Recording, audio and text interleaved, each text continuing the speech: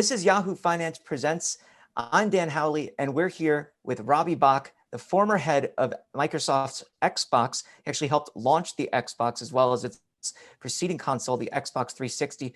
We're coming up on the 20th anniversary of the original launch of the Xbox, Robbie, and I kind of just want to dive in and discuss what that's been like. So I guess just off the top, the fact that it's 20 years since the brand actually launched, how does that make you feel as the person who was really kind of spearheading this?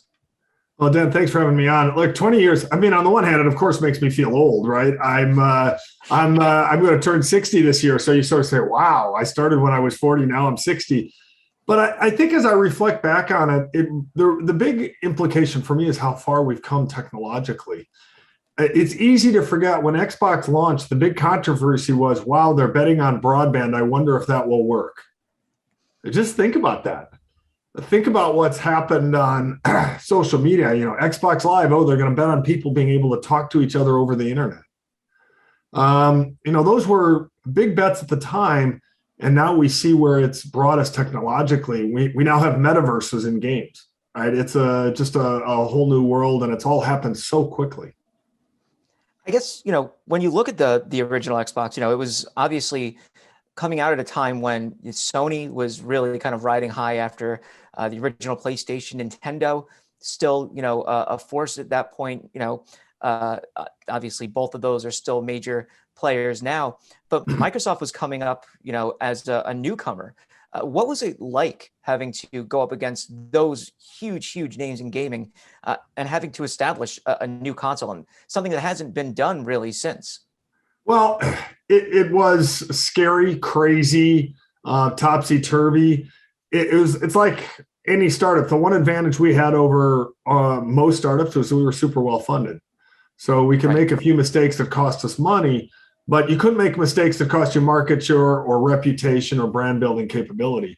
And so we really had to focus on getting it right. And that led to just crazy amounts of work. We had 18 months. We were working 18-hour days, and it disrupted our personal lives, created all kinds of challenges.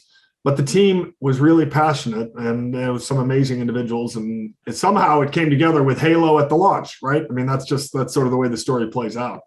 Yeah, I mean, obviously that's something that, myself and I think anybody else, our producer Justin, coming up playing games, really Halo was the jumping off point for a lot of people. I still remember playing the original Halo in my friend's bedroom when he got the Xbox, and hearing the original Halo music and thinking, what is this? And then just going from there. The original Xbox was a tough sell for a lot of people. Sure. Sony did really well with the PlayStation 2. Xbox underperformed the PlayStation 2, but then the 360 came out. And that outsold the PlayStation 3, which went with an insanely high price. Microsoft managed to undercut it, and kind of the rest is history, I guess. Was there ever a point, though, before the 360 launched, that the idea of a follow-up console was still up in the air? Well, that's actually a really good question. Bill Gates, Steve Balmer, they were deeply committed. Let's just say it that way. And so the idea of, the old quote, failure is not an option. There was a bit of that mentality in the company around these types of things, especially a big initiative like Xbox. But certainly in those early days, even before we launched, we weren't even sure we were going to get to the launch date, right? I mean, there was real uncertainty about whether the console was going to survive just to see the light of day. So in those early days, yeah, I think there was some uncertainty. And I think in most companies, the guy that loses, the original Xbox lost somewhere between $5 and $7 billion, depending on how you do the cost accounting. The guy who loses $5 or $7 billion doesn't survive, nor does the project. But Microsoft, because we had good market share, Microsoft, pretty early on said we want a next generation. And Bill and Steve challenged us to do it right.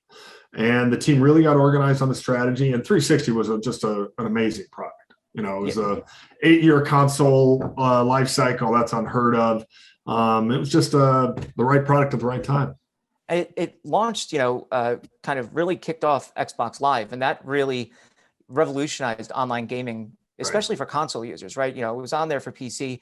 I'd been playing, I remember doing LAN parties with my friends with Sure. Counter-Strike on PC prior, but the Xbox Live really kicked off, I think, and kind of democratized online gaming because PCs were so expensive and consoles were less expensive. And it really said, this is the future. And I think, thinking back about how important that was and how, Sony had to catch up with that. Nintendo's still catching up with that. They still haven't gotten it quite right. And Microsoft managed to do that right, with Xbox Live. What was that kind of process like, and getting that out there and being able to have so many people jump on and really experience that right away?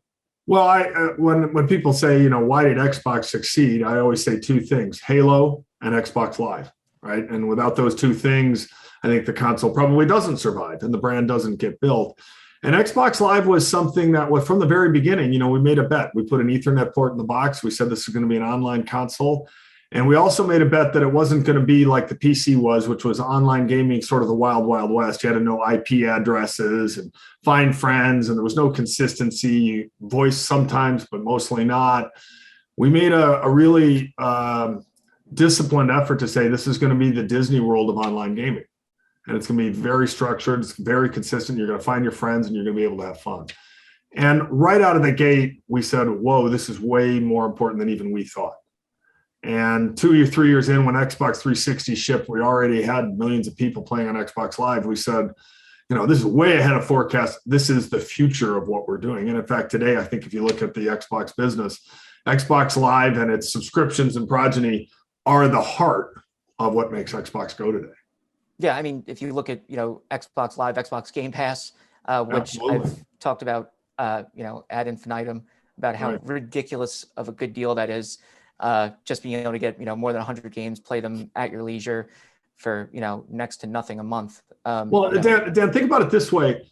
Xbox Live was a subscription service before other people thought subscription services worked, right? You had your cell phone subscription. Okay, fine. You had your cable subscription. But beyond that, the idea of a, $49 subscription just didn't exist. And think about how that has changed the way you experience gaming and the way others experience gaming. I mean, the whole idea that we're moving away from discs, and the whole idea that people are just going to be able to download games and play them, that you have a full portfolio to play with. It's just, that all was supplied by that original idea that the team had back in 2001, 2002 to have a subscription service.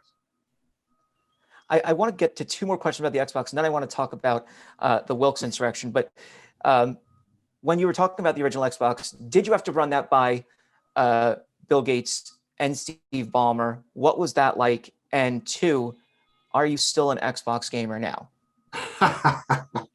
So Bill and Steve were involved in all of the original decisions. And there were some epic meetings. Bill met with a group of technical people. There are actually 2 or 3 competing groups inside the company. He selected one plan to go forward. He then gave it to a team that worked for me. That team did some exploration. We had a big meeting. The project got approved. And then Bill and Steve sort of realized what they approved and what we were going to do, and they weren't sure they liked it. That led to a meeting called the Valentine's Day Massacre, which was, just this really 3.5-hour, very difficult meeting with them. And at the end of that meeting, they said, okay, we're going to trust you guys to do this right. It's counter to the way Microsoft does things. This isn't Windows. It's something new. And we're going to trust you guys to get it done. And they were incredible supporters afterwards. But, I met with Bill every 6 or 7 weeks. I met with Steve regularly. He was my direct manager. They were very involved in the process. Now, as to whether I'm a gamer, I've never been a gamer. That's the crazy thing. The only time the team let me demo Xbox is when they were trying to poke fun at me. So if you see the gamer tag Xbox, which is XBACHS, that's my son, not me. I am old Xbox, and you probably won't see me playing video games. I loved the business. I thought the business was incredibly cool. I love the creativity of the gaming. I just wasn't very good at playing and didn't grow up playing. And my son loves it. I just want to throw out there, I have my Series X. There you go. I like it. So throw it out there. I like it. I'm very spoiled because I have all the current gen consoles, much to the chagrin of everybody else online who's trying to get them. So I want to talk about the book, The Wilkes Insurrection. This is a fiction book. It's, you've written books before. I guess, what's the inspiration for this, and what was the process of going into fiction like this? Well, I think the inspiration goes all the way back to Xbox. You know, Halo, what was Halo about? It was telling a story. And video games themselves are storytelling. And I learned that storytelling and that creativity during my time on Xbox. And when I wrote a nonfiction book in 2015, which is a business and civic strategy book called Xbox Revisited. And I said, I love writing. I want to write again, but I want to write fiction. I want to tell a story. I want to create something. And so I started with a bunch of characters. I wrote about 100 pages just about the characters. And then from that shaped a plot. And I love thrillers. So naturally it had to be a thriller plot. And the Wilkes Insurrection is a, dark web intrigue, anarchist thriller.